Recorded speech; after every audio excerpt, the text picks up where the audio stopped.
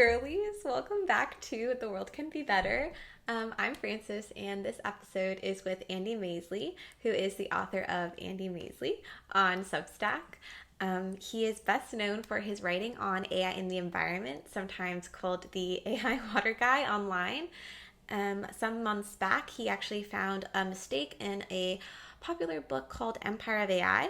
So the book claimed that a data center in Chile was using 1,000 times as much water as the surrounding community, but it turned out that the data center is using much less than this, and it was basically chalked up to a unit conversion error. So he's written extensively on this topic now, and has a really interesting background. Andy was previously the director of Effective Altruism DC, which is a city group, and before that, he was a high school physics teacher. So we talk about a ton of things in this episode. We talk about how he found that initial mistake, his writing in general, the kind of strange experience he's had online with some of his critics. He gets called both a Luddite on one end and a big shill for AI on the other. We talk about why he thinks the AI and environment narrative has sort of gone off track, and we discuss his actual views on AI. I ask the incredibly thoughtful and hard-hitting question, what do you what do you think of AI? So Andy discusses why he does take AI concerns very seriously, among other things, and we also get into effective altruism, his experience with the DC group, why views within that group on AI are more heterogeneous than you may think. And we also talk about his path from teaching physics to where he is now. He has a kind of lovely story about how growing up, online spaces really felt like a magical lifeline, and we just sort of talk about the potential that can be found with writing online, and yeah, a bunch more stuff. So I really enjoyed this episode, and I hope you do too. Okay, exciting. Hi, Andy. Hey, Francis. Good to be here. It's so nice to have you. I actually genuinely do feel like I'm talking to a celebrity right now. And I feel like I followed you just for years now, and now you're famous, and thank you for still being here.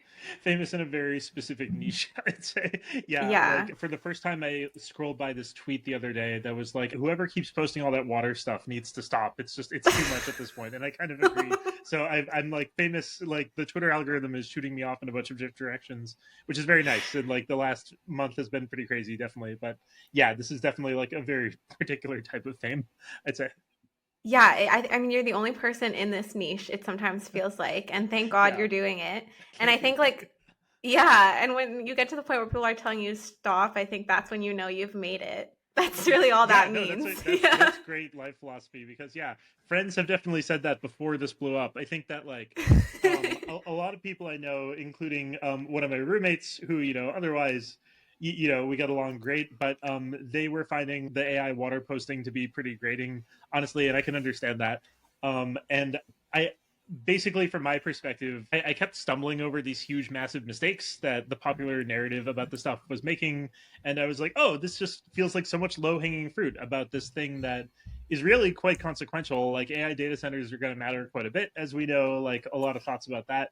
And almost everyone I would meet outside of like my own friend circles, like at parties and stuff, would have this opinion that like, oh, AI is seriously threatening our like freshwater access and stuff like that. And it was Yeah. just so overwhelming being like on the side of, oh, I just feel pretty confident that I actually know that this thing that everyone is freaking out about is fake, and Mm-hmm. maybe I can post about that a lot and other people will notice. And like I have to admit, this was also a little bit self-serving, where it's like, oh, every time I post about this, like people give me attention, and that's nice, and they subscribe to my blog and stuff, and that's cool. So Yeah. yeah, the last month especially reached kind of like a culmination of this. So yeah, I can talk about that. Yeah, I definitely have a lot of questions about that, Yeah. about kind of how you came to this topic, all your writing. Also, to be clear, I love your writing, and I Thank don't you. think there's anything wrong with wanting attention. I think that's completely acceptable. Love it. Yeah. Yeah. But okay, so first, then maybe I would love to just have you set the scene of the most recent thing that you wrote about, which got a lot of attention. You discovered sort of one key mistake in a book called Empire of AI by Karen Mhm. Howe. Yeah. But you sort of discovered a few, but maybe one got the most attention. Do you mind just explaining why you even picked up that book? And then as you read it, sort of how you came across some mistakes. Um, what the mistake was, and then kind of what ensued after. Yeah, so as I had said, I'd been posting about AI and water stuff for a while, for a bunch of different reasons. Yeah, I had ended up writing a lot about AI and the environment because I was getting a lot of good feedback on other topics. And the water stuff, especially, was pretty overwhelming. Where everywhere I looked in the United States, anyway, I was coming away thinking this really isn't a problem. Everything I've heard about this is just blown way out of proportion. Every single news story I read about this seems to be wrong for these kind of simple, obvious reasons I write about on my blog. But I was always left with the impression that, there's a lot of other data centers in a lot of other parts of the world. I'd recently had a conversation with someone in India who was saying that data centers there had actually caused some issues with water. And I was like, oh, I feel like I know a decent amount about America and how things work here, but I don't really know very much about other countries. And at the same time, a lot of people in my responses would say, oh, yeah, in America, this doesn't matter, but AI is this imperialist project in other countries and is sapping their water systems. And I learned about this from Empire of AI specifically. And so I was thinking, okay, this seems to be clearly the most referenced book when people talk about this with me. Like it just kept coming up over and over again. And all of the water conversation is actually just in one specific chapter of the book called Plundered Earth. And I was thinking, Mm. oh, I should read this to understand the big global take on water and AI because I don't want to be getting that wrong. So I picked up the book. And basically, right away, one of the first things the book did was cite a study that I was already pretty familiar with called Making AI Less Thirsty, where the authors summarize how much water AI is expected to use over the next few years and estimate how much water a prompt uses. The study's good, but a little outdated at this point. But even in introducing the chapter with this study, the author, I immediately realized, was actually misrepresenting it, where she had reported that by 2027, all AI and all data centers would use something like half of the water of the United Kingdom, which sounds really crazy. Yeah. And the specific term she had used was consume the water specifically, and had also kind of led in to this description with a very strong implication that this would all be drinkable water. But if you actually look at what the study is saying, only about 10% of that is actually consumed. Most of that is actually just run through offsite power plants and then immediately returned to the water source unaffected. And only Hmm. about, from what I can tell, like 3% of that water will be drinkable. So basically, she introduces this chapter of the book saying, oh, this is going to be half of the water of Britain. But if you actually look at it, it's actually more like 5% of the water is actually consumed. The rest is immediately returned. And very little of that is actually drinking water, as the paragraph kind of implies. And so my antennae were up. Basically, I was like, oh, that was really weird. Like, I feel like anybody reading that would come away with a much worse understanding of the water situation. Hmm. And, I don't want to come into this thinking like, oh, she's attacking AI because I'm not exactly hyper pro or hyper excited about AI myself. I'm just trying to look Hmm. out like, will the average person have an accurate understanding of where the actual water issues in the world are? And from that first part, my antennae were up. And then the main thing I had stumbled on that got me kind of like Twitter famous for a few days and made me show up in like the newsfeed and stuff a lot more. Yes. Yeah. There was this other moment where she had mentioned that there was this data center in this one specific part of Santiago in Chile. That one part of the city has a population of 88,000 people. And she had said that the data center would use 1,000 times as much water as that entire community of 88,000 people. And I have to admit, when I first read that, I thought she must have been doing something really strange with the wording. And I was thinking, oh, maybe what's happening here is that the data center is using as much in a year as the community is using in a day or something like that. Because basically, from all my other research into all other data centers and all other communities and stuff, I just knew that there is no data center or building using 1,000 times as much water as basically a city of 88,000 people, Yeah. like anywhere. And almost immediately, when I went to look at her source at the end, she had explained how she got the number. And I realized that the number she was using just couldn't possibly be right, because Hmm. the number she was using for the city basically implied that each person in the city was living on about like a fifth of a bottle of water per day for like all their activities combined. And so, like, humans just can't live on that little water in general, so they would all be dead. So that seems like a problem. And I was like, oh, something Yeah. happened here, and that's strange. And this is kind of the big central example in the book because the book is kind of presenting AI as being this continuation of imperialism in other countries, where it opens with these really horrifying descriptions of horrible things that happened in the past in Chile and other places, with colonialism and like other like brutal regimes and things like that, and then kind of leads into, and now there are these huge corporations coming down and sapping up all the community's water, and these community activists need to fight tooth and nail to protect their water. And it's all framed around like, oh, this thing is using 1,000 times as much water as an entire city. And I think, if I were coming away from that not understanding the deal, I would think, oh yeah, this is this like brutal, unjust system. It's so unacceptable that like this one building is using this much water. But as someone who knows that no building anywhere uses that much water for anything, I did a deep dive on this and concluded pretty quickly that what had probably happened was she had mixed up cubic meters and liters. There's 1,000 liters in a cubic meter. So that had been a part of my blog post where I was like, oh, this overestimates this data center's water use by a factor of 1,000. This isn't actually 1,000 times as much as the community's water. It's at very most as much as the community's water. And even there, I suspected that was too high because this was the absolute maximum ever water draw for the data center, and it was actually expected to use way less. So a lot to say about that. But basically, I posted that. It got a lot of attention on Twitter very fast. I had posted like the screenshot where I was like, oh, I feel like I found this problem in the central part of the chapter.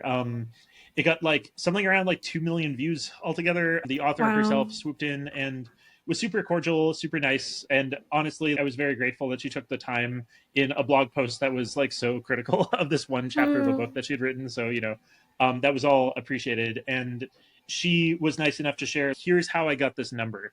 And she emailed me the document that she had received from the city with that number in it. And the document itself actually didn't include units.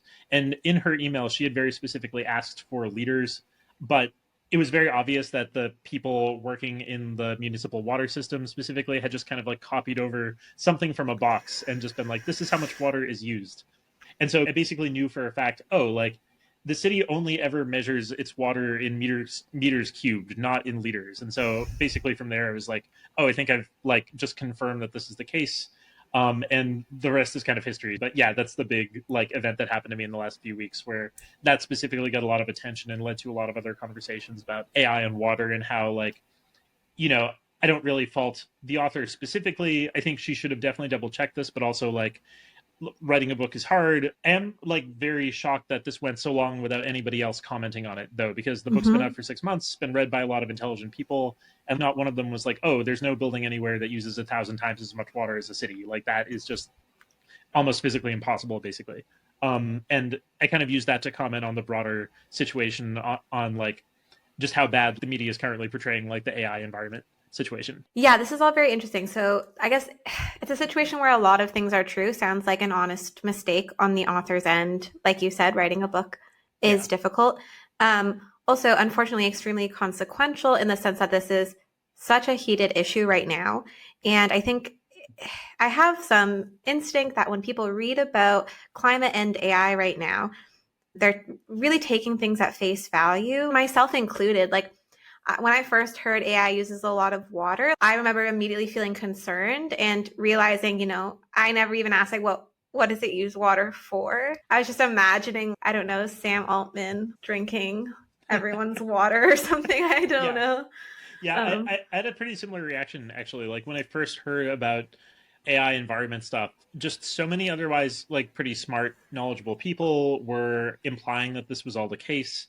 And like there was just so much language about it that I was like, surely all these people focused on this couldn't be getting this thing wrong. And I've come away thinking that it's actually just much easier than I thought to meme ourselves into these big emergencies without actually looking at the numbers. Because yeah, it does like when I first heard it, there was almost like a sense of religious guilt where it's like, oh, we're using this precious resource on this ephemeral digital thing. And I think a lot of people are pretty very easily motivated by that understandable concern. Like, do we want to be using something as valuable as water on something as strange and new and potentially harmful or useless, depending on your opinion, as like artificial intelligence? Yeah, totally. Yeah, I understand that. And I think also there is a convenience aspect where it is true that a lot of people are really upset about AI right now. And a lot of people care about the environment. And so when you hear this thing that matches both, you're like, awesome, this is a slam dunk for hating AI and slam dunk for being in favor of the environment. I wanted to ask a bit about the reaction you got, because I remember seeing it myself. It was stressing me out.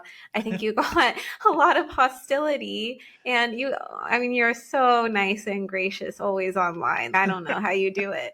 I would have at one point, I would have started popping off on people, but yeah, what was that like, and navigating that? Yeah, it wasn't that bad, honestly. I think that like Okay.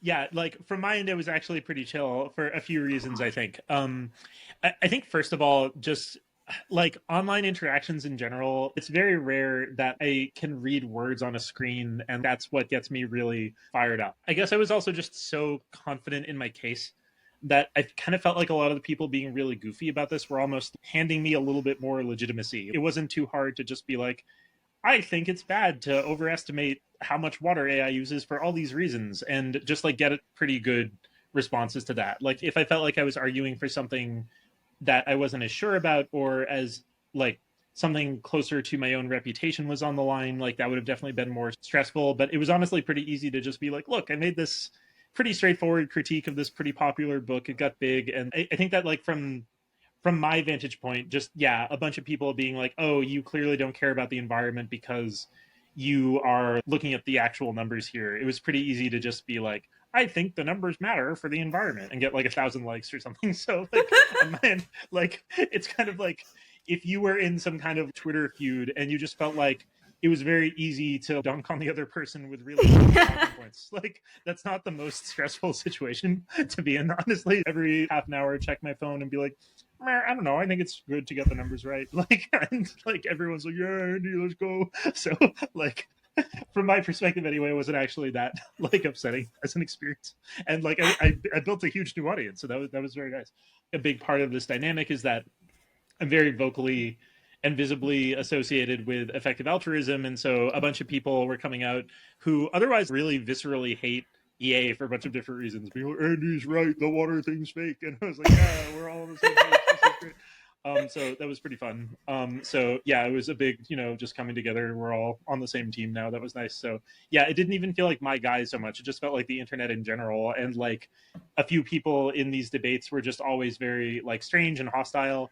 And I want to just make it clear as I'm saying this that I don't think what people in these debates, the thing that they were doing that was bad was not that they were skeptical of my takes specifically. It was more that they were like really unreasonably hostile about trying to correct this book while also like having nothing to stand on when I said like, oh, can you give me a single place where this has harmed people anywhere?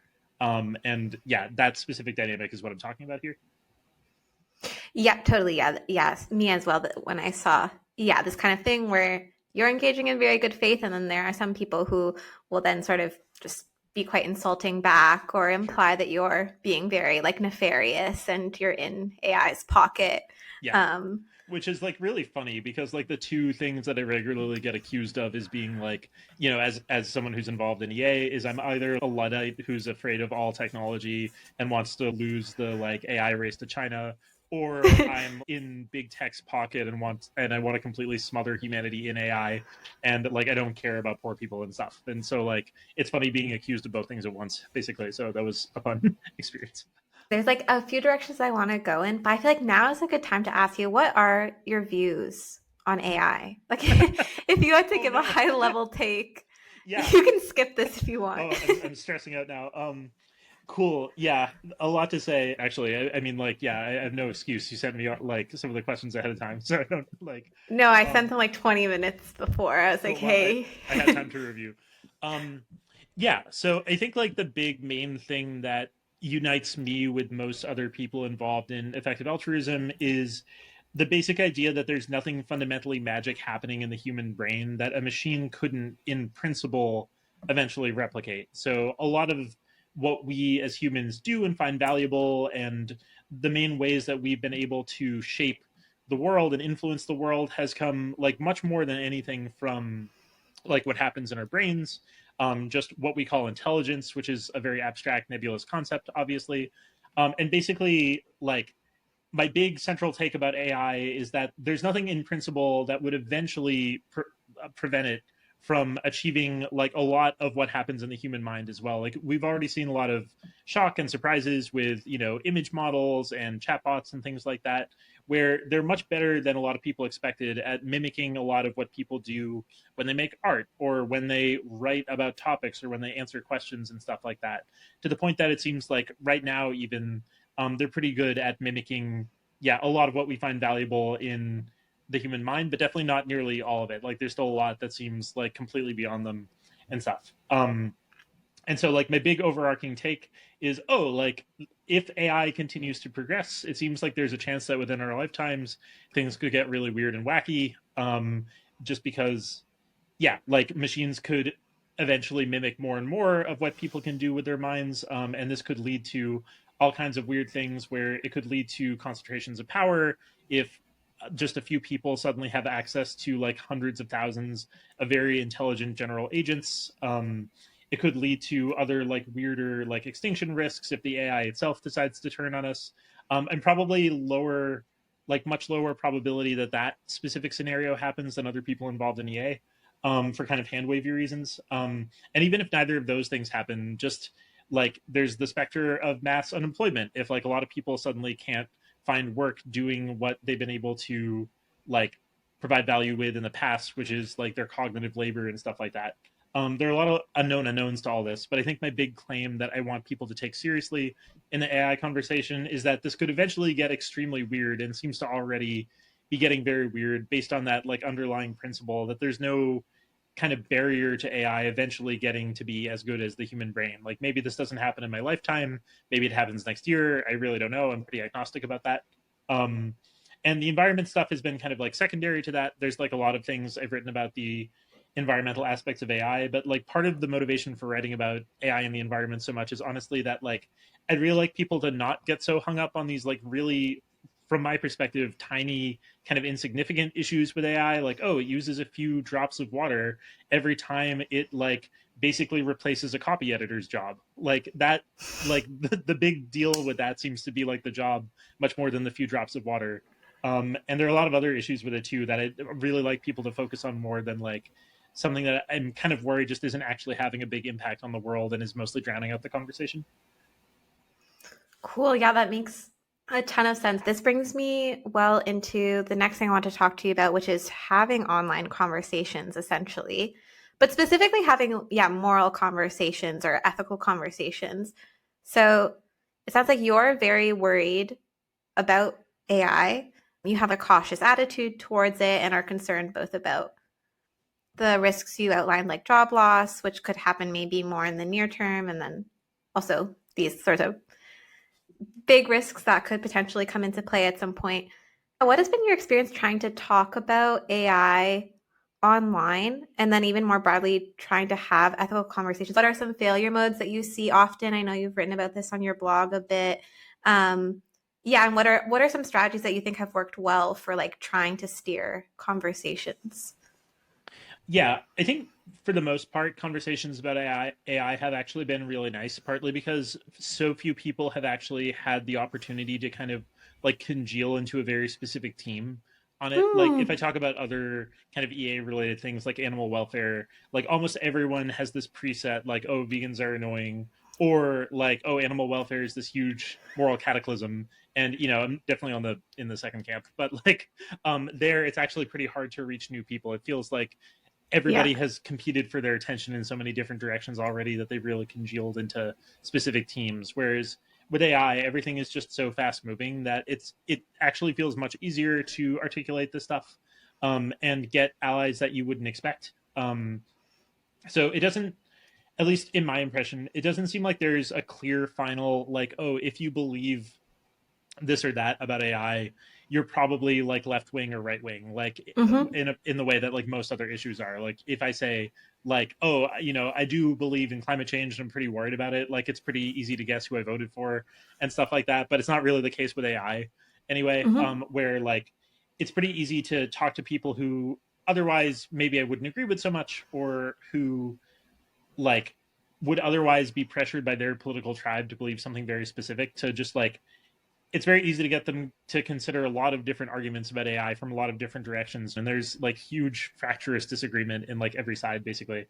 So that's mostly been pretty good. I think my own worry for myself is that I don't really know what I'm trying to do beyond a certain point. Where my main thing that I'd like people to take seriously is, oh, just basic philosophy ideas about how the human mind might not be magic, and if it's not magic, what does this mean about the future of like minds instantiated in machines and stuff like that. And even there, I feel like most people aren't really thinking about super seriously. They kind of have this idea that AI will just kind of like putter out and stop at a point like way before it gets to human level. And like I'm open to that happening, but it seems like so many people are so closed off to the general prospect that AI could just continue to improve and make the world weirder and weirder. So I think my main goal in most conversations is to just try to get people to that level and see what happens. I'm separately like completely separate from any like EA considerations. I am like pretty excited about AI as it currently exists. I think like it's kind of underrated just how nice a lot of like AI tools are right now. Like my own blogging success, I think wouldn't really be possible without chatbots. Personally, like I fact check everything they give me, but they're definitely like little robot research assistants that usually provide me pretty good like sources and stuff. And I have to like double check all the sources because they're also research assistants who compulsively lie, and they seem kind Yeah. of addicted to that. And I kind of just have to be like, oh, I that's nice of you. I just need to look this over. Oh, you told the truth this time. That was nice. Good.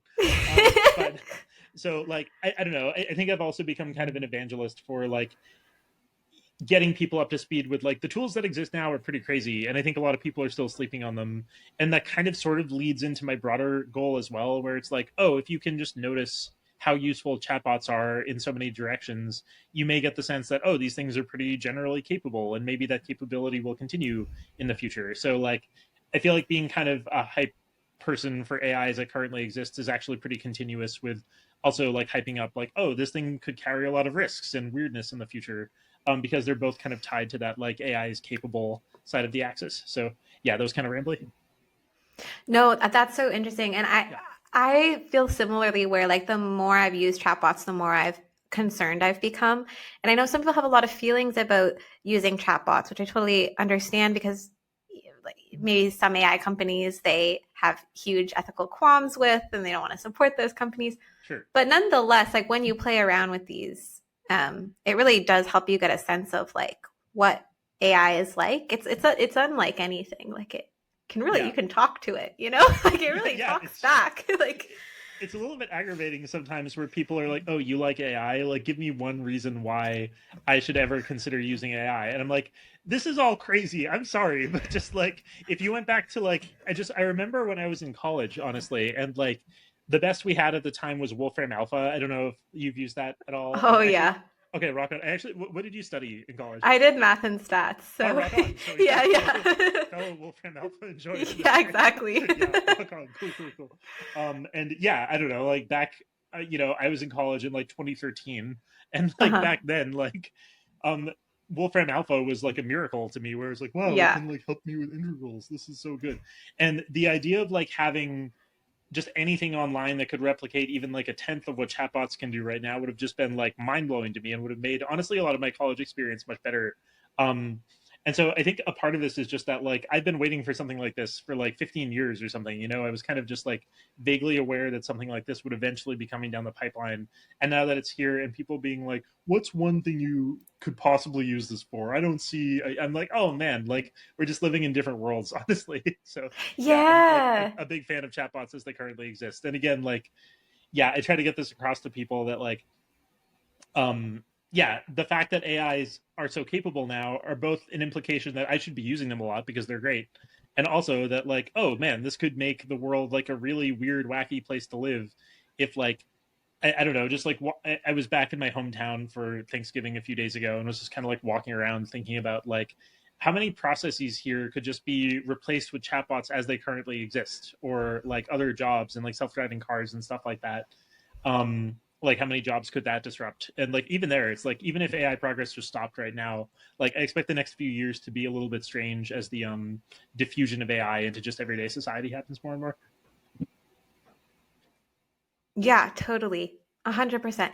It's kind of interesting because so you're the director of Effective Altruism DC. Yeah. And I so as you know, we both are involved in the effective altruism space, Yeah, we love it. and yeah, um, I think within the space itself, there actually are a lot of diverse views, but often like EA becomes synonymous with a very doomy view. Like AI is definitely going to scale up, and it's definitely going to scale up to something that is capable of killing everyone, and then it's like basically definitely going to do that. It sounds like you have a more moderate perspective on this, and maybe aren't so certain of that. Yeah, like I don't assign a specific number to my probability estimate of like whether AI kills us all or whatever. And if I did, it would Uh-huh. probably be on the lower end. I would have to get like really hand wavy really fast there. And most of the reasons I have for believing this are kind of like very outside view, like I don't know, like this general way of thinking. I'm not sure will actually like scrape up against what's ultimately true about the world. So there's a lot to say, and I'd actually like be separately curious to also hear about your own takes on this, because I think that like behind the scenes, most EAs that I know are actually pretty agnostic and pretty uncertain. They're very like vocal, very public people in the movement who are associated with us in different ways. And usually, the most vocal people, there's a correlation between them and being the most confident about their beliefs.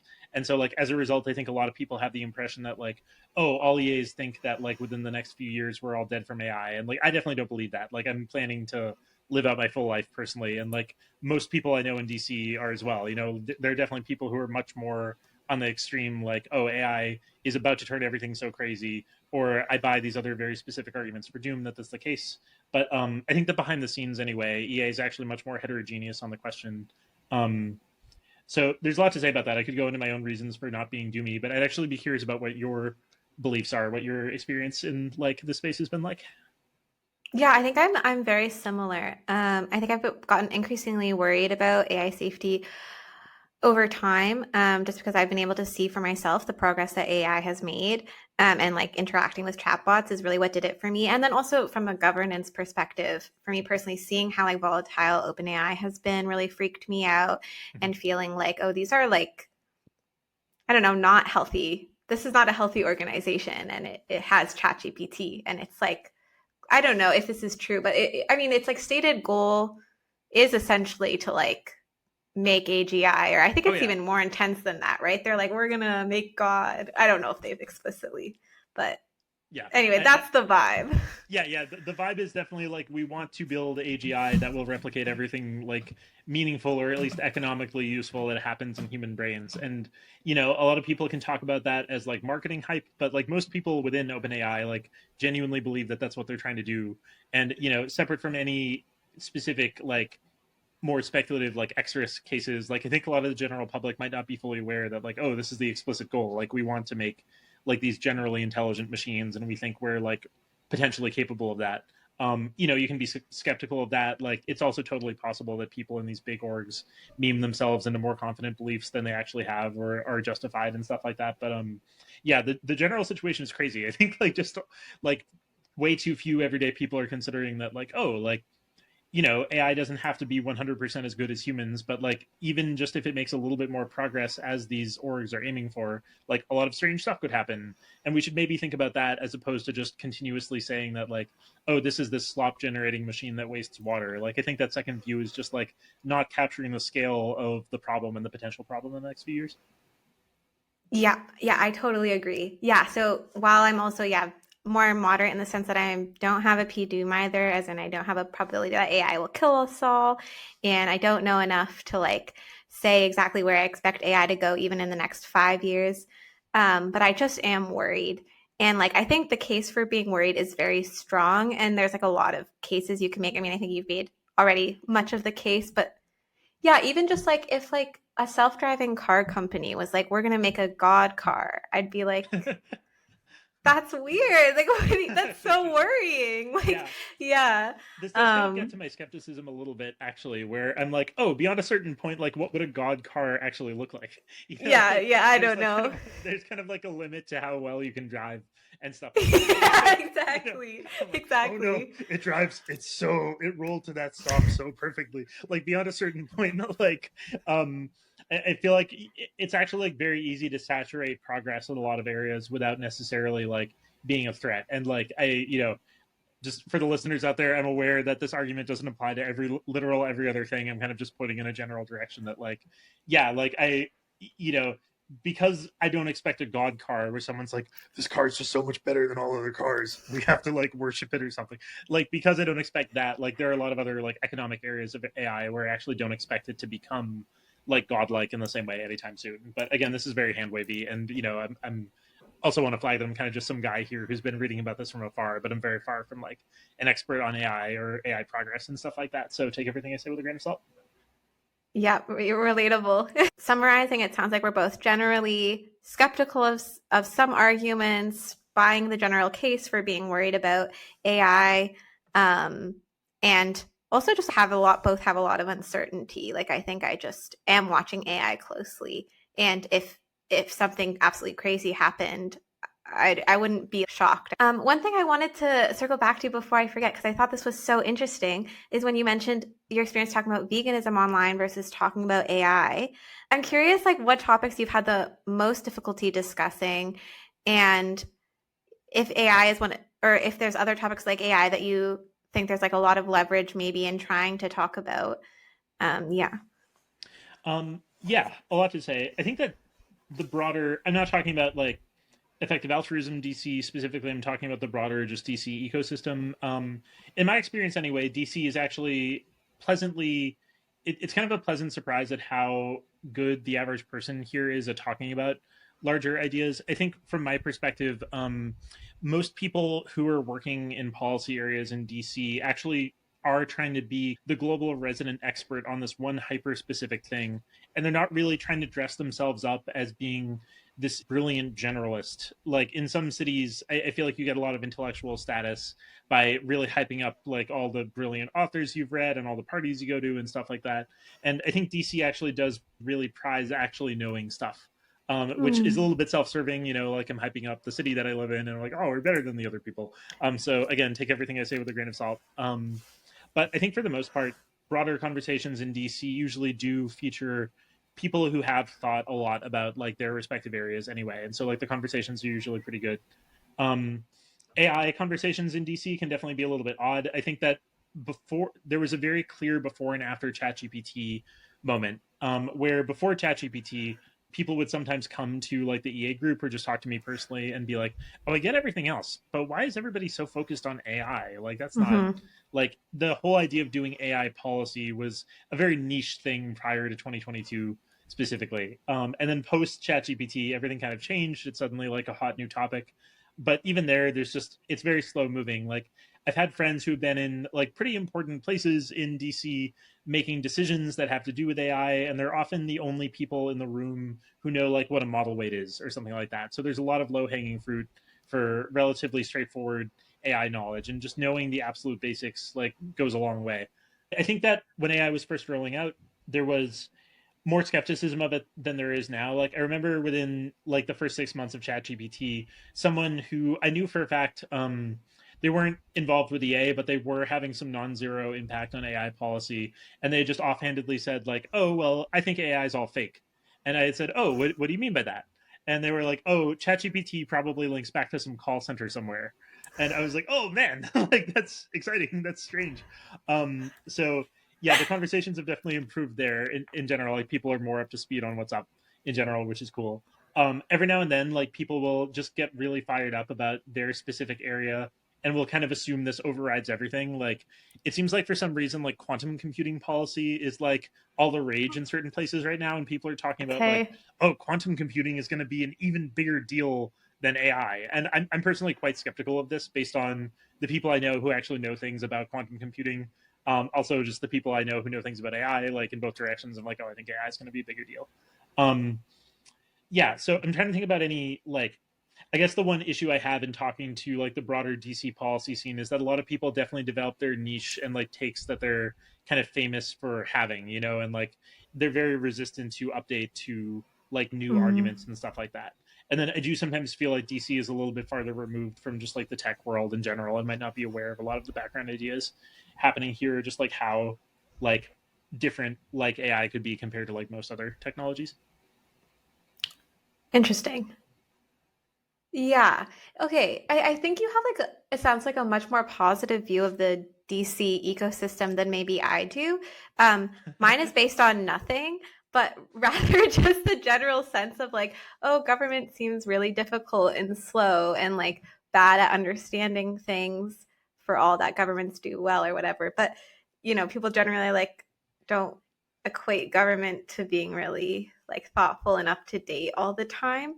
Um, but it sounds like this is not but again, I mean, DC is not government, and I guess maybe in my mind they're too synonymous or something. Oh, I would say they're synonymous, personally. Like Oh, most people, okay. yeah, like most people here who I'm talking about, like are working in the government in one way or another. Okay. I think I'm like very bullish on like the executive branch in general. Like separate, I don't want to get political. Like I'm gonna kind of bracket off the presidency specifically, but just like a lot of other just like major departments of the executive branch and like parts of the U.S. government there.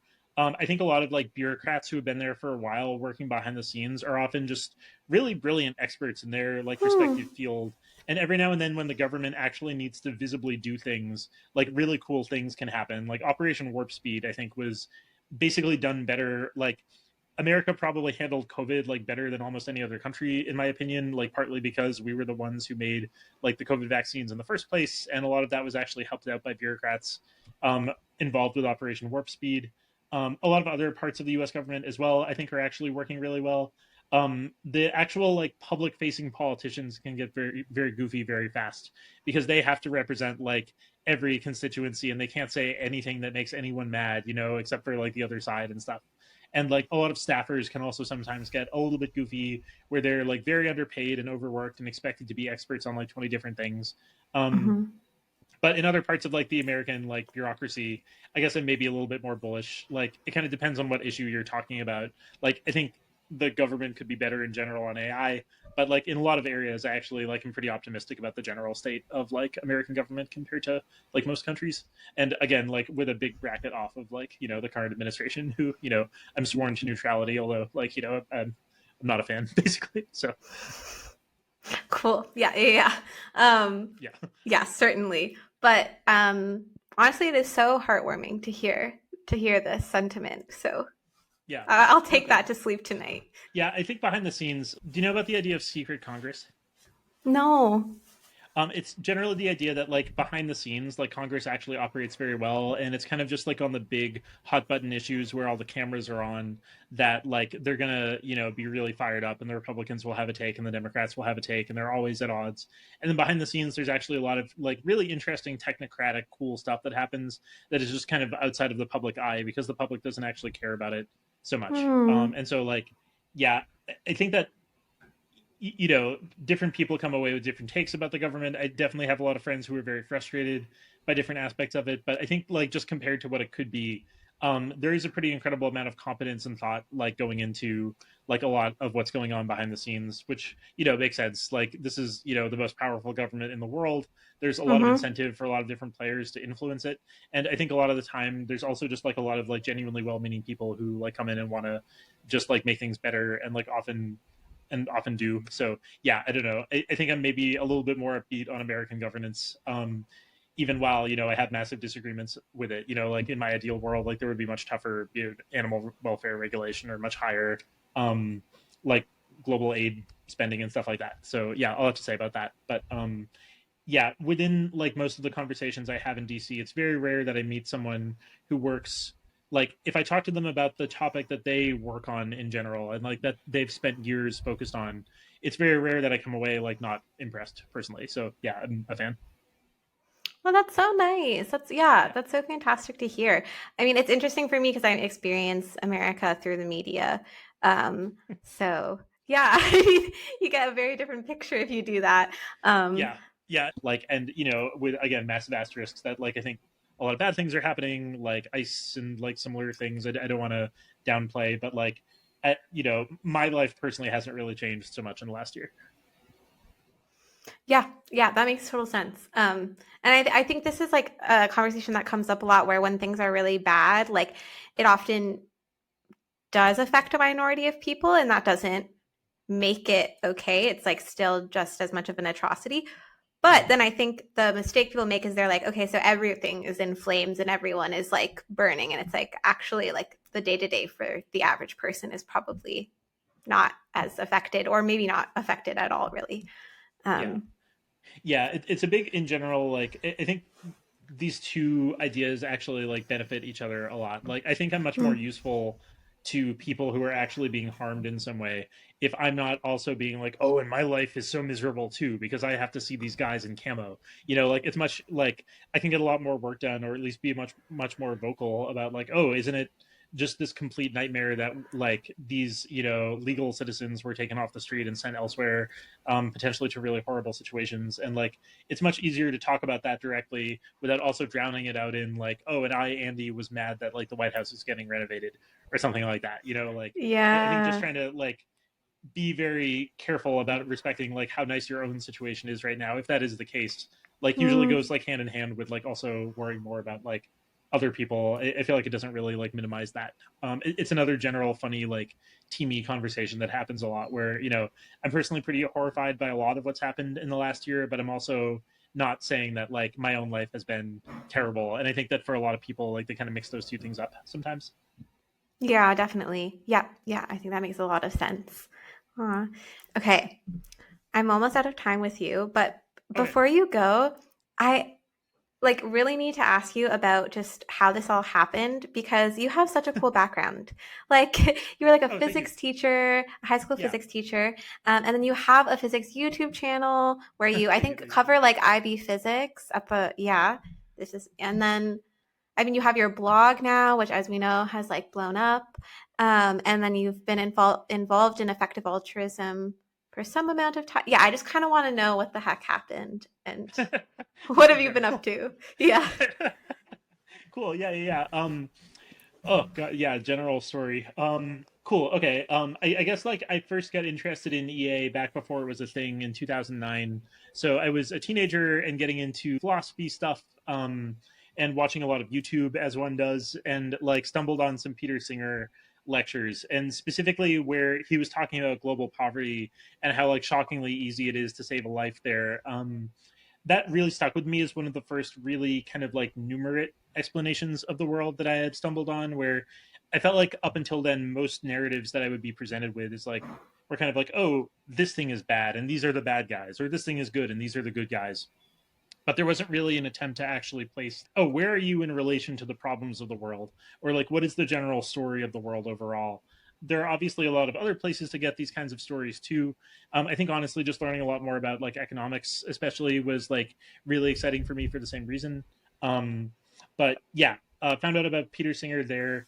Got pretty into EA stuff in college. In my junior year, I read Reasons and Persons, was a double major in philosophy and physics, and like that specifically, like that book was kind of like an ideological like nuclear bomb. It was just like so cool. I thought it was like Oh. really neat that you could write and think that way in general. And like at the time, EA was basically like give well in blogs where it's like, oh, like we're writing a lot about ethics, we're donating, that's pretty neat. And from my perspective, I was like, well, I don't know anything about global aid. I can't get a job in this stuff. And so I think like I should probably just consume the media, donate to give well, feel pretty good about myself, go vegan. I'd already been pretty interested in animal welfare philosophy at the time. And like EA was also like one of the better places to find actually good conversations about like where to actually help with animal welfare. So that was pretty cool. So my next step was to basically lurk on EA for about 7 years before actually getting more involved. So like was engaging Nice. with a lot of the ideas from afar, um, while I was teaching. So yeah, I'd been a high school physics teacher for a while. Had eventually been interested in influencing American education policy. I got really pessimistic really fast about the general state of American education policy more broadly as a teacher. Like my time as a teacher was really wonderful. Like the students were all amazing; they were great. But was feeling pretty stagnant pretty fast and didn't really see much of a future for myself in like a field Hmm. that I didn't actually think was like doing an especially good job. Basically, like this is an entirely separate rant. Mm-hmm. And in a lot of ways, I feel like it was pretty good for me to marinate so much in EA on the side, where I was engaging with a lot of the ideas without feeling any kind of social reward for believing them. Honestly, which like I Hmm. have a lot of people who like got more involved in the community, and obviously, like I'm pretty excited about the general effective altruist network, but I think for me, not getting actually involved in like other people who believe in this stuff until I was older and already had like a pretty strong identity and was like, oh, I've been able to think about all this stuff myself without getting any kind of like, oh, Andy's so cool because he believes crazy things about AI or something. Like, I think that was pretty healthy in general. And so, like, very excited about the ideas, obviously, and I still like promote EA a lot, but I do usually push, oh, like, we're engaging with some pretty wild, contentious stuff here. So, like, you should just make sure that, like, you're not immediately surrounding yourself with people who are going to give you a lot of reward for believing very specific things about this. I think this is a general issue that comes up in a lot of different communities. Like, I've definitely seen it in like climate and animal welfare, in like political communities I used to be involved with. But in general, taking a little bit of space I think can be good. Like I've always been a little bit ideologically snippy, and so like for a while I didn't even see the point of like, oh, why would I surround myself with people who agree with me about things? Like are we all just going to talk about how cool it is that we donate to GiveWell and stuff? So yeah, in 2020 I ended up getting more involved with EA and DC. I was trying to like suss it out and feel what the actual scene was like. I came away super super impressed. Like the average person was just super thoughtful, nuanced. I was basically worried about finding a lot of like hyper competent, very doomy AI people that I might not agree with and might not have much to vibe with. And that wasn't what I personally found in DC at all. Like it was mostly just like very ambitious, thoughtful people who were pretty agnostic about this stuff, but were entertaining the same background concerns I had. And the rest is kind of history. Like I can go on. I feel like I've already kind of rambled for a while. So like I got more involved in like volunteering and stuff, which eventually led me to this job, which has been great. And then yeah, the blog blew up. But yeah, we would be happy to talk about any specific direction there. Okay, nice. Yeah. Oh, that was also interesting. I also totally echo your sentiment. This is something I really believe that it's important to surround yourself with people who are not just EAs. Oh yeah, yeah, And definitely, yeah. yeah, and I just think like, anyway, I have a lot of qualms. Okay, this is too insidery, but personally, I have a lot of qualms with some of the community building. I think it's like, I mean, EADC is one of the most successful groups by far, in my opinion, just in general, of all the like Yeah. uni and city and whatever groups. And I think part of that is that EADC, it sounds like you've really cultivated a culture where people are just able to do this as a thing that they engage with on top of being like a normal person. Yeah. Um, yeah, and I think some groups, especially like uni groups, when people are so young, there's can be more of an orientation of like, no, you really need to get into this, and we're all going to be like super into this, and it's like, Mhm. Yeah, but I've seen like similar situations with a lot of previous things in my life, honestly. So mm, like most like a lot of my friends in college, like some of them ended up getting into like really weird political scenes, or some people became really ideological around like animal welfare stuff or climate stuff. And like you come back a few years later and you realize, oh, these people, it is genuinely very exciting to find other people who like know this big secret about the world. Like maybe like this political idea is true, or maybe veganism is correct. And isn't it insane that 99% of people are okay with torturing animals or whatever? Um, mm-hmm, and like it can be really intoxicating. And so like I don't really like fault a lot of like newer people to EA for getting really excited about the basic concept of like, oh yeah, like you can just like have a lot of agency in how you do good. You can locate things pretty easily just using simple math that most people are missing.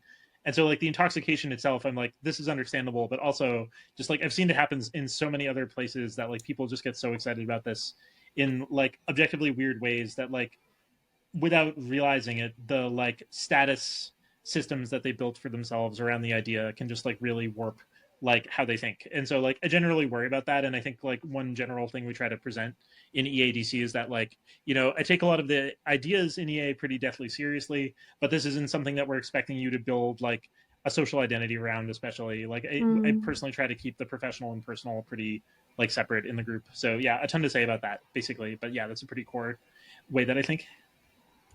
Nice. Yeah, that makes total sense. And I think exactly to your point, it's like the person who needs to be kind of keeping an eye on this type of dynamic is really the organizer or the people who are actually working at the institutions that are community building, because Mhm.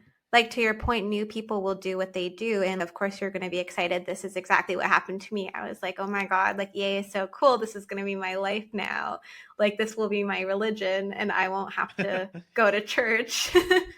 um Wow. Okay. Cool. yeah, I'm like very susceptible. Like, Yeah. Yeah. Cool. anyway. Cool. Cool. Yeah, yeah. So it's like when I'm worried, I'm worried about me. Like I'm like that's why Yeah, yeah, I yeah. No, want there to yeah. and it makes Um sense. I think I've always just been like very kind of like ideologically snippy, where I'm like yeah. I get like kind of a like, oh, it's fun to be pretty outside of whatever specific scene I'm like my friends are into. Like I think I was known as being somewhat annoying in college, actually, just for like Okay. not going along with a lot of like what other people were into at the time. Whereas like I do worry that engaging in any big political or moral ideas like this, like it is very tempting for like a lot of people to be like, oh, this is like this big thing that will structure my life. So it sounds like that happened for you. Would be interested in talking about it more. Um no, I mean, okay, so I've talked about this a bit, but it's just sort of like when I was growing up. Okay. Basically, the way I psychologize this is like my like home life was not stable growing up. And Yeah. so I think no, that's okay, thank you. But I think I was just definitely one of those people where once I hit university, I was like really craving a sense of community. I think everyone craves community. This is a very human thing. But I think especially if you feel like this is something you've been lacking, you can have this almost pathological desire for like validation, a sense of security, a sense of like camaraderie. I guess I've seen a lot of people really bounce off of a lot of otherwise pretty good ideas because they associated them too much with like specific people as Yeah. well. Like friends in the climate movement would like experience a lot of drama with these really tight knit communities they would form, and like all of a sudden that would fall apart, and suddenly they would like not want to do stuff for climate as well, and like I think a part of like taking like individual ideas seriously is also kind of like being able to be like, oh, I'm not going to put all my like social eggs in this basket as well, and like engage with the complexity of the world more broadly, because one, the idea should be able to stand up to that. Like it shouldn't just be like a thing I say to feel good. But it's really understandable too. I don't know, like I think like I'm talking about being really ideologically snippy, but for most of my life as well, like I have surrounded myself with a lot of people who like think in a lot of similar ways to me, like not Mm. necessarily on EA. Like obviously I know a lot of like EAs now, but like in other ways too. And like it's not that that's nothing, like even just like back in college, it was really nice to have a crew of like people who were pretty interested in, like vegetarianism or like other just basic philosophy ideas that I could bounce ideas off of. And like it's not inherently bad to like form these communities. But yeah, I do think that like with EA, especially like the big claims that we're making about the world are like ultimately all boil down to like, oh, the world like doesn't really price in these really big ways you could potentially do a lot of good, and like you can kind of override local status systems and local market incentives and stuff like that to do this stuff. And like that's really cool, but it also comes with a lot of risk of like becoming like goofy in different ways. It's just very easy to like all meme each other into like new potentially bad ideas if like you kind of separate out yourselves from like, oh, like I think that like most of society is getting something wrong in general. Like I think that intuition is both like really good, like I think society is getting things wrong, but like also potentially like pretty dangerous and comes with a lot of downsides. So yeah, I mean I tend to say there, but like first of all, like sorry you had that experience, and happy it sounds like you're in a pretty good place right now, so that's cool. Thanks. It's so nice. Yeah, Yeah, definitely. I feel like way more yeah. yeah, yeah, I just feel like I'm in yeah, a much, much, much better place now. And I really just like echo with everything you said. I think there's this funny dynamic where some people don't like the EA community, as in like they've interacted with it and they maybe haven't felt a strong sense of like belonging, or even there's like some like women or minorities have like had poor experiences Yeah. and bounced off. Um, Mhm. and then there's this thing where it's like you hold that, but then some people are like, oh, but the core ideas are like annoyingly uncontroversial. And I think there's something where like almost bothers people, and it's like yeah, that's just the reality is that you can be kind of annoyed with a community, but that is different than the core ideas of EA. And the core ideas themselves are just like, they're just like really, they're quite good. Like they just kind of make sense. And like, yeah. Yeah, Um, with caveats obviously. Like I yeah, definitely yeah, think that yeah. like Yeah. yeah, yeah, I'm just yeah. back to like the religious Yeah. thing. No, no, no. The scripture is good. Of course, yeah, yeah, yeah. Yeah, I'll say that there are like some things where I'm like, there are definitely some aspects of EA, like more than anything else, honestly, just like simple give well malaria type stuff, where I'm like, it's crazy that the average person is not considering this, and it's crazy that they're Hmm. not thinking in this clearly better way of just like bothering for even 5 minutes to try to donate to a place that saves a life more. I do worry that like confidence in the ideas can sometimes bleed over into the like really wild speculative AI stuff where I'm like, I don't Mm. know, like I think I have like a much stronger sense of like there are just so many unknown unknowns in like AI and biosecurity compared to the other EA cause areas that like I do worry a lot about like kind of bleed over of confidence from like ever since I was like 17 I've like been reading a lot about like global aid stuff, and I'm just like, oh, like this is just where it's at. It's not like the be all end all of global aid, but it's so much better than the way that a lot of people choose to donate their money.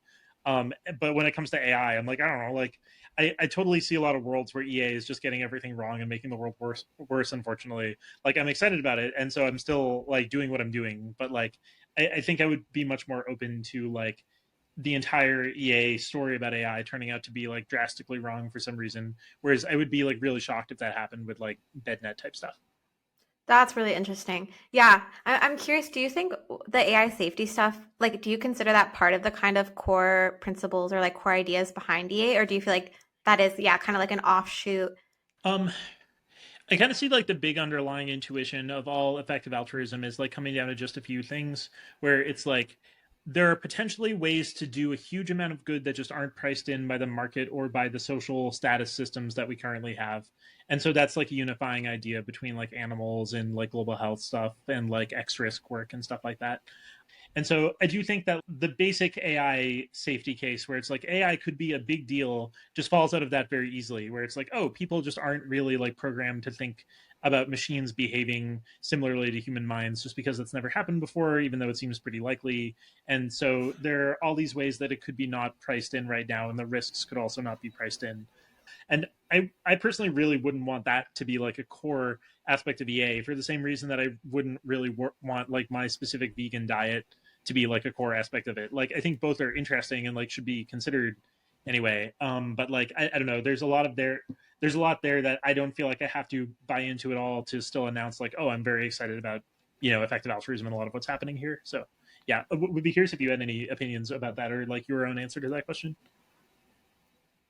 Yeah, I think to me the core principles are the most very basic, like utilitarian-esque type thinking of like saving lives is really important, like reducing suffering is really important. And if you can do more of that, you totally should. And we have limited resources, which is really sad. But this means that we should like try to triage and like we can kind of use these effectively and whatnot. Even just the idea of like some charity, like researching charitable interventions is good. Like, I think, yeah, there are these very basic claims that to me have always been like what EA is, at least in my mind. And then that lends very quite easily to the global health stuff, which, yeah, again, to your point, like there have been mistakes made in the global health space and can be absolutely mistakes made, but that feels like really good ideas and those really good ideas were executed like pretty well, and in a way that like other people weren't doing as much, although there are obviously other people doing cost effectiveness, like EA didn't like make this up, right? um yeah, and then I think this also lends into some of the other stuff, but again, like especially in the AI safety and biosecurity space, these spaces are very small. They don't have as many sister spaces. Like the global health space is a distinct space of its own that, EA is part of. And then the AI safety space and X risk space, I think, can be a bit more of an echo chamber. And like, especially when I talk to friends like in AI governance, one thing I hear a lot is like they feel they have to phrase their ideas in a specific way to be taken seriously by the governance community, especially when it comes to talking about like how global powers interact, or even just like how people interact, how people relate to their own government. Like people, everything has to be framed in terms of GPUs or something, and it's like I don't know, like Yeah. No, I'm not laughing because the idea, like, I'm not laughing in disagreement. To be clear, it's just like oh, I hear you totally. basically. Yeah, Yeah. yeah. No, I Yeah. totally got it. It just, yeah, it makes me laugh too. Um, so I think this is then where I worry, and I think there's not as much external pressure in these communities to not fall into this trap. Um, and like, I do worry about getting into a position where like all the governance people put out their governance papers and then they all agree that this is like a good paper and everyone's awesome. We like got another paper out and then this like just keeps going or whatever. Yeah. Um, Yeah. I will say that like when I was trying to suss out how much this happened when I was first getting involved in EADC specifically, because I oh, was like I'm cool. very aware that there's like very goofy, overconfident explanations of how the entire world works in like specific sections of EA. And that I've just, I'm old enough to just not want much to do with that anymore. Like you can see that like so much of this is actually based on like these social dynamics rather than these like, oh, this is this big final thing that I'm so confident in. And like at least in DC, like I know a lot of people who have a lot of like status within the broader community who like basically break all of these rules pretty Mm, regularly. And I'm not saying it's perfect. Like I think like I'm not really an expert myself on like AI governance in DC or elsewhere, and so I don't want to speak too confidently. And there could be big problems. And like I've definitely heard from some friends that they've had bad times like in those spaces as well, with people just being like, "Oh, this very specific story of the world is true." Basically, yeah. Also often around like just like economics and how like states relate to each other and things like that. So I don't want to say that it's without fault, but at least for me, I share the like aversion to that way of talking, and like at least in my experience DC just works like pretty differently. And like I don't know, like a lot of other EA spaces I've bumped into have also like not quite been like that. There are definitely places that are, but I do sometimes worry that people have the perception that this is like the norm everywhere, whereas it seems hmm to be more like specific social scenes. But I don't know, do you have an opinion on that? I think that echoes yeah, that definitely echoes my intuition genuinely. Like I think when I hear about people having the more negative experiences, it's often because they've interacted with some specific sub community, or even Mm-hmm. like I don't have like a strong view on this, but I think like some organizations maybe can lean more in this direction, but it is still a big enough ecosystem such that other organizations do things differently. I also think it's like good when people complain, and even if they complain loudly to the extent that it like prevents something from solidifying or like taking more hold. Um, but yeah, I think I think there's still a lot of good stuff being done. I hope. Oh I mean, yeah, I'm here, right? Yeah. I mean, I'm a fan. Yeah, yeah, Yeah, yeah. yeah, I think that like yeah. I've just like seen a lot of goofiness in like every major scene that I've been involved with. Yeah. Honestly, I've just like seen like really wild things happen, like not just in EA, and so like where sometimes maybe I have a high tolerance for like, oh, like a bunch of people in the Bay like got together and like planned out all like how the next trillion years are going to go. Like that's really weird, obviously, but I've experienced similar things in other ideological communities doing like similar levels of like goofy things, or just like Yeah. fantasies that are obviously much more about like self-importance and stuff like that. And like it's pretty easy for me to still be like, oh, I'm just so excited about the good here. And like I think at some point you kind of just have to accept that there's no community of people that are going to be satisfying on all or even most of these axes. Like for me personally, like my social community is mostly made up of like individual people who you can find in different ways, but who like really couldn't care less what my like very specific beliefs are about like any one thing. And I think that's a pretty core like thing to aim for. Totally. Yes, I totally agree. Just like having like friends and they all are like normal or like weird in Yeah. different ways. Um, so that they're not converging on the same weirdness. And Yeah, that's then key. Yeah. yeah, yeah, Yeah. exactly. And then they're just like, what's up? And they don't care what you do really. Yeah. Yeah, I think this is like important. I mean, it's funny to even say all this. I do think the culture has shifted away from this, but there was a period, I can't remember what, I don't know, like a few years ago when like there were all these posts on the forum of like value drift and like should your partner be an EA, and it was like Yeah, that okay, was everyone weird. has yeah, yeah, yeah, it was weird. Yeah, It yeah, was yeah. so weird. It was Yeah, like yeah. guys, like Yeah. we're too And in the rabbit hole, like yeah, and again, like I guess I've kind of just seen this come up in a lot of other scenes where it's yeah. like, oh, like there's a lot of debate in the vegan community about like should I convert my partner to veganism or Okay. whatever. I'm pretty consistently worried that that sense of having woken up from the matrix is like pretty uniquely dangerous as a way of structuring your life, and like you have to make sure that as you engage with these ideas, which I think are real, and like I do actually think that billions of animals are being tortured, and like I have been able to like save people's lives by just donating to the right places. Like despite that, like I do think it's important to like put up a lot of barriers around like how much you push this in your own life. There's I have a lot of friends who like disagree with me pretty wildly about most things, and like that has always felt like pretty easy to me. And so yeah, the lurch toward like, oh, everyone needs to be really like value aligned just never really stuck with me.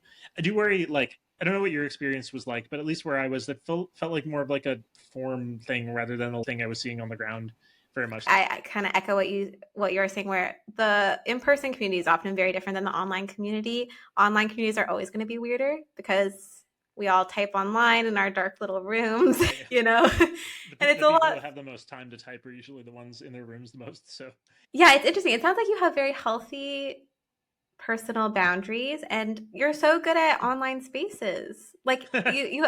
seriously, No, I like you're a appreciate that. fantastic writer. Like you have your Thank you. YouTube channel, which is like doing so well. Like it's just so Yeah. cool.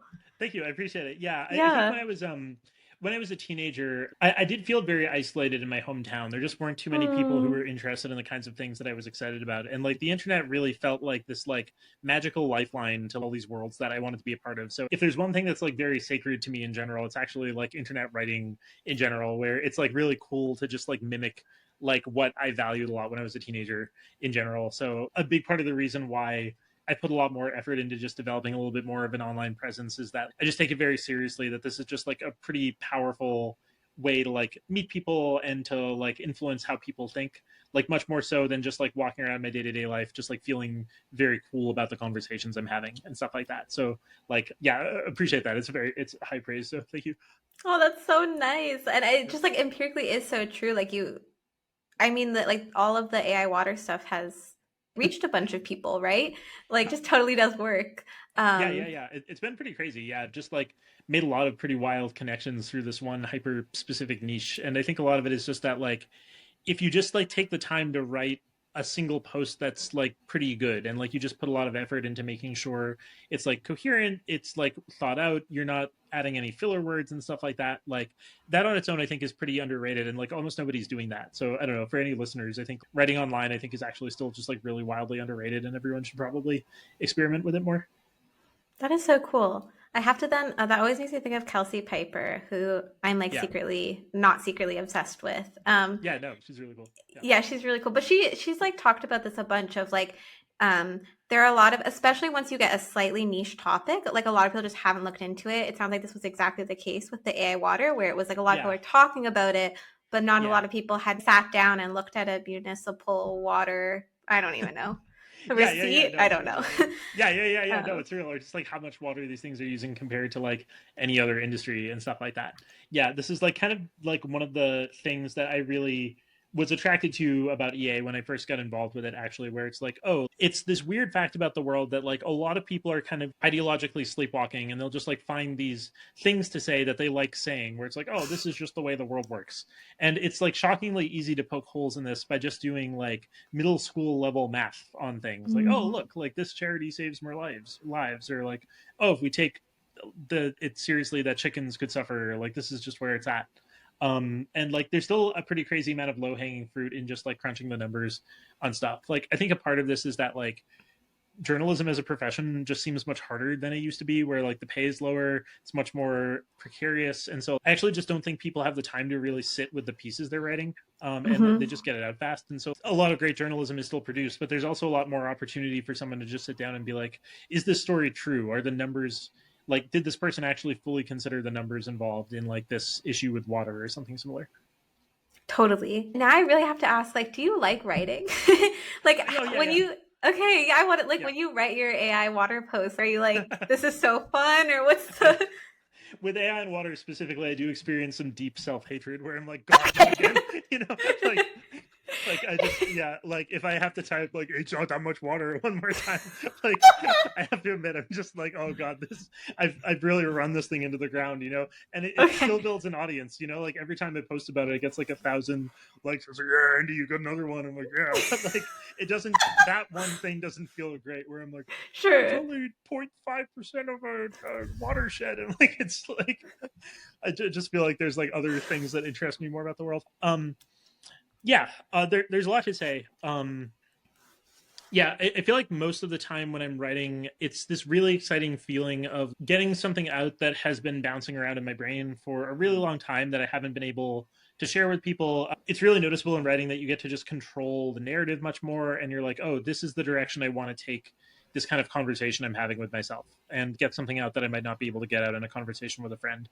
Um, and I think there's a lot of just important stuff that isn't really articulated clearly online. Like most of the ideas that I consider to be really important to me came from conversations with friends at various points, or just like things I would stumble on in books. And so there's something kind of really exciting about trying to get a lot of that out for like a public audience, and like just assuming that a lot of other people are actually like quite deeply like you and are like Mm. itching for a similar approach to the world. Like in a lot of my writing, I try to just be like, oh, what would have actually been useful to 18-year-old me? Like I could totally see 18-year-old me getting like really swamped in AI environment stuff and being like, oh, it's so bad for the environment. Just every news story I hear, and like just providing some kind of like ladder to that person and being like, oh, hey, like here's like in a similar way to how these authors that I liked like helped my past self up. Like there's a certain way of just trying to write clearly and comprehensively about things that like I really value, and just like feeling like I can approach that at all is like a cool experience for me in general. And so like also just I like thinking about how like words fit together and turning like phrases and stuff. So there's a lot to say, but like um yeah, I've had a lot of friends kind of like bounce off writing a lot too, where Mm. they'll it seems like they kind of come at it thinking like, oh, I should write exactly like other people. Maybe I'll write like a think piece about dating in San Francisco and how this makes me think about our relationship to capitalism or something. And it doesn't actually go anywhere. It's all just like kind of the same thing, you know? And like Mm. trying to just like step back and be like, oh, if I'm not just trying to imitate someone else, I'm trying to like develop my own voice. Like, what would that look like? And usually that like I think is pretty interesting and fun.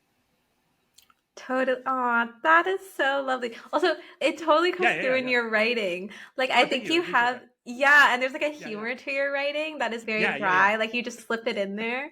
Thank you. Um, Yeah, yeah, I'm glad that goes noticed. I always really like people who write about serious topics, but then they still let their personality shine through. And I think it's like easy to shy away from that.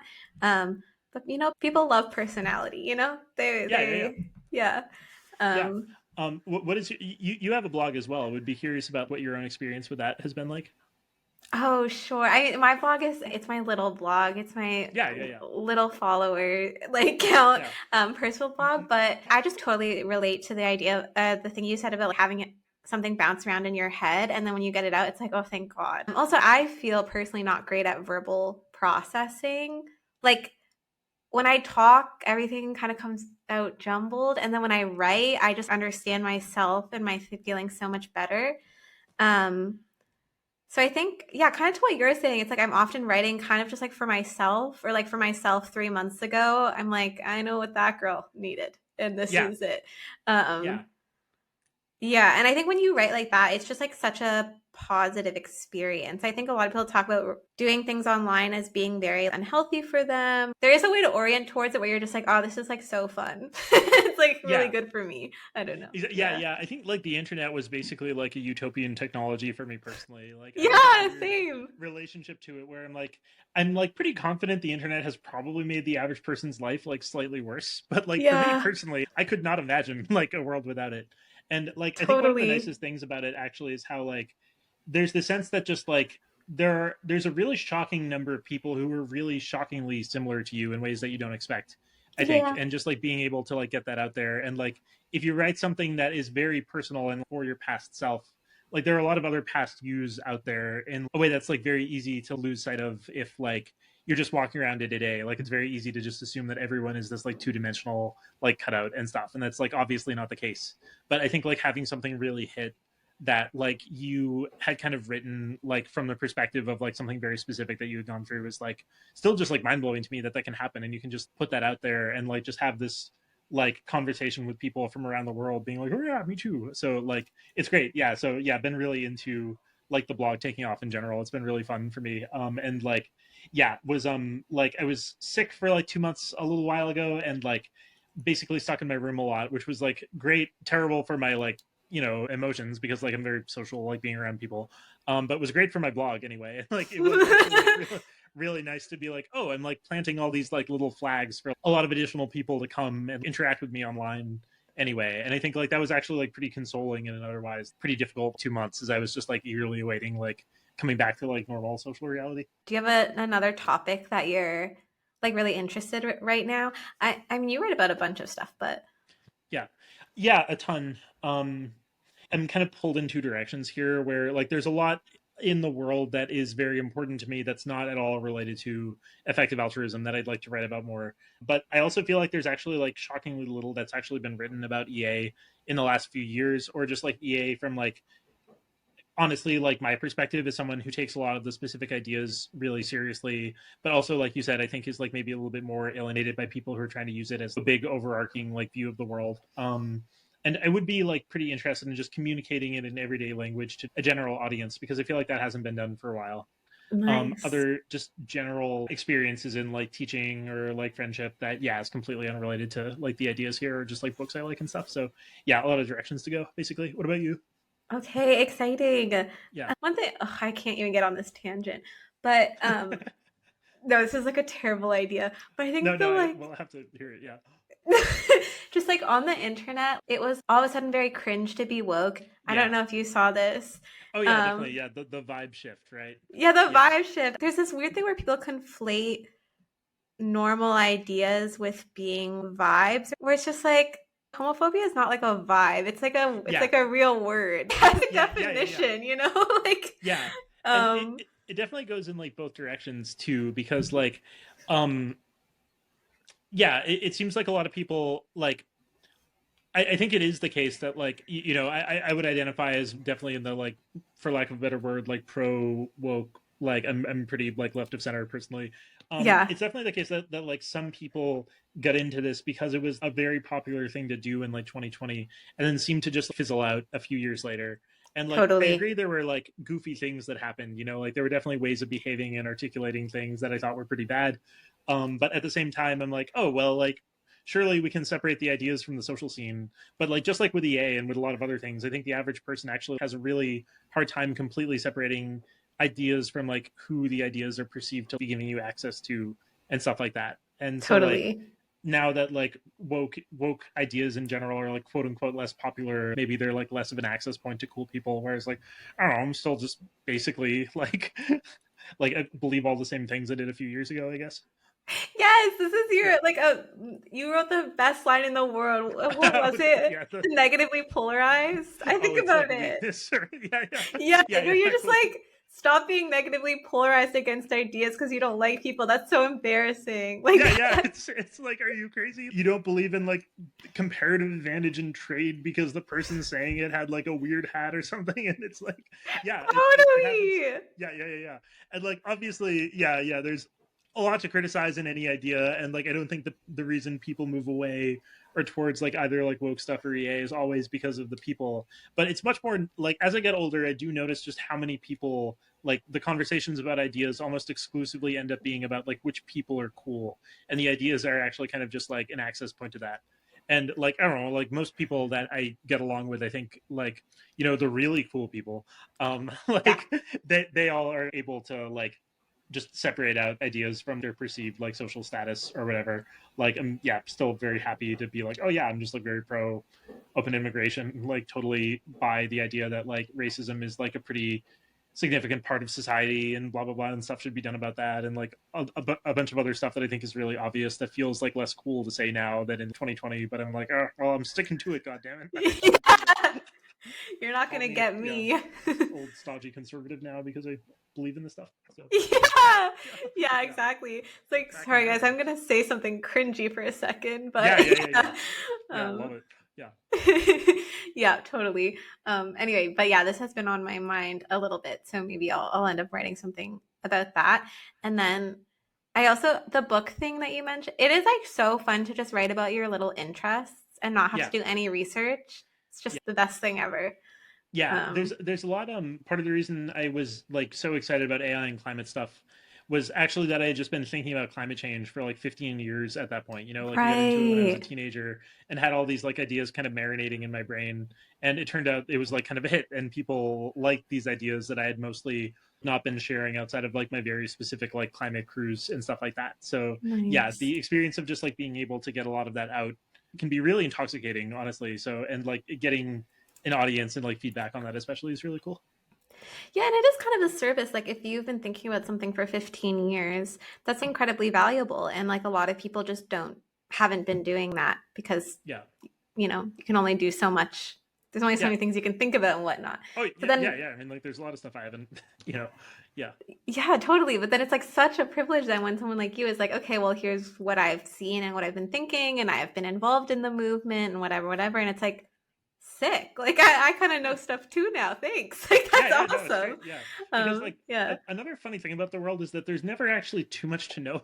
Like a lot Yeah. of ideas are actually, like most of the important ideas are actually really shockingly simple. Like if I feel like a lot of the ideas that have been most important to my own like ideological development, I guess, like oh markets communicate information, or just like this is how the climate responds to carbon. Like it's not exactly like 5D chess, you know, and like but like these simple things, I think like most people, including me, are like missing in like most areas. Like there's still a ton I don't know about a lot of stuff, but like a lot of that is actually pretty like communicable in like just a really good short post. Yeah, totally. Yeah, it doesn't jump just straight to like quantum mechanics or whatever. Yeah. Yeah, totally. Okay, I feel like I should end this here, but this has been so lovely. Also, you're Yeah. so funny in person too. Okay. I just have to let you know. Okay. Yeah. Thank you. Thank you. Yeah. Yeah, no problem. Yeah. But yeah, No, this was truly. yeah. Yeah, this was a blast, Fritz. It's really appreciate it. Yeah, Oh. no, it was a really fun conversation all the way through.